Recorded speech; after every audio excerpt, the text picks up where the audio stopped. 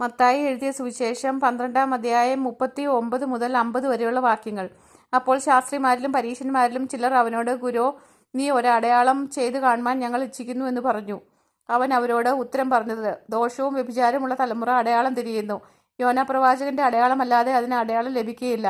യോന കടലാനയുടെ വയറ്റിൽ 3 രാവും 3 പകലും ഇരുന്നത് പോലെ മനുഷ്യപുത്രൻ 3 രാവും 3 പകലും ഭൂമിയുടെ ഉള്ളിൽ ഇരിക്കും. നിനവേക്കാർ ന്യായവിധിയിൽ ഈ തലമുറയോട് ഒന്നിച്ച് എഴുന്നേറ്റ് അതിനെ കുറ്റം വിധിക്കും.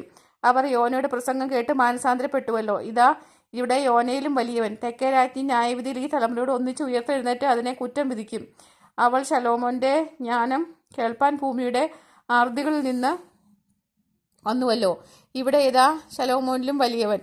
അശുദ്ധാത്മാവ് ഒരു മനുഷ്യനെ വിട്ടു പുറപ്പെട്ട ശേഷം നീരില്ലാത്ത സ്ഥലങ്ങളിൽ കൂടി തണുപ്പ് അന്വേഷിച്ചുകൊണ്ട് സഞ്ചരിക്കുന്നു, കണ്ടെത്തുന്നില്ല താനും. താൻ പുറപ്പെട്ടു പോന്ന എൻ്റെ വീട്ടിലേക്ക് മടങ്ങിച്ചെല്ലും എന്ന് അവൻ പറയുന്നു.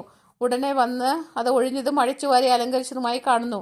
പിന്നെ അവൻ പുറപ്പെട്ട് തന്നിലും ദുഷ്ടതയേറിയ വേറെ 7 ആത്മാക്കളെ കൂട്ടിക്കൊണ്ടുവരുന്നു.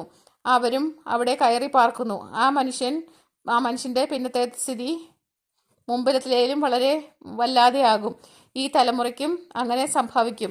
അവൻ പുരുഷാരത്തോട് സംസാരിച്ച് കൊണ്ടിരിക്കയിൽ അവൻ്റെ അമ്മയും സഹോദരന്മാരും അവനോട് സംസാരിപ്പാൻ ആഗ്രഹിച്ച പുറത്തു നിന്നു.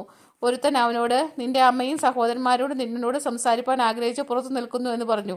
ഇത് പറഞ്ഞവനോട് അവൻ, എൻ്റെ അമ്മ ആർ, എൻ്റെ സഹോദരന്മാർ ആർ എന്ന് ചോദിച്ചു. ശിഷ്യന്മാരുടെ നേരെ കൈനീട്ടി, ഇതാ എൻ്റെ അമ്മയും സഹോദരന്മാരും.